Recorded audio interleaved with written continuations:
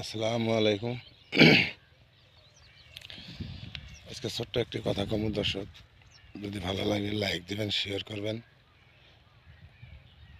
ছোট গরিব মানুষ যদি হঠাৎ করে টাকা পয়সা আলা হয়, তাদের কয়েকটা শর্ত আপনারা আপনাদের মনের লাগে রিসার্চ করে দেখবেন যে কথাগুলো সঠিক না কি।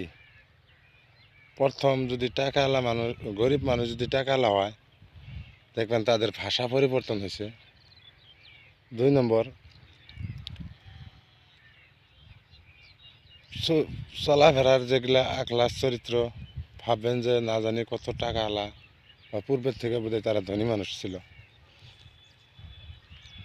আর একটা কথা, যদি গরিব মানুষ যায় হঠাৎ করে ডাক দেয় বাড়িওয়ালা ভাই বাড়িতে আসেন না, তাহলে মনে মনে কল্পনা করে নিশ্চয়ই আমার কাছে কোনবা টাকা পয়সার জন্য আসছে। কিন্তু না, ওনার মনের কিংবা একটা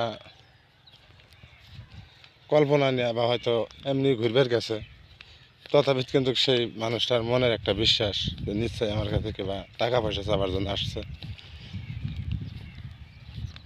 আর একটা কথা, যদি কিবা কারণে ওনার কাছ থেকে 100-200 টাকা বা 500 টাকা নিছেন ধার, যদি সময় মতো দিতে পারেন নাই, তাহলে দেখবেন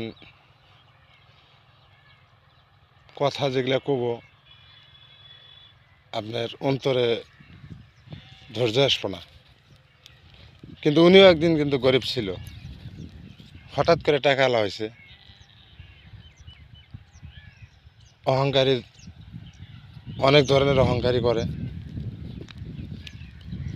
যদি আপনারা এই কথাগুলা মনের লগে রিসার্চ করেন বা মানুষের একলা চরিত্রের লগে রিসার্চ করেন, যদি কথাগুলো সঠিক হয়, তাহলে আমার গল্পটা যদি ভালো লাগে লাইক দিবেন, শেয়ার করবেন।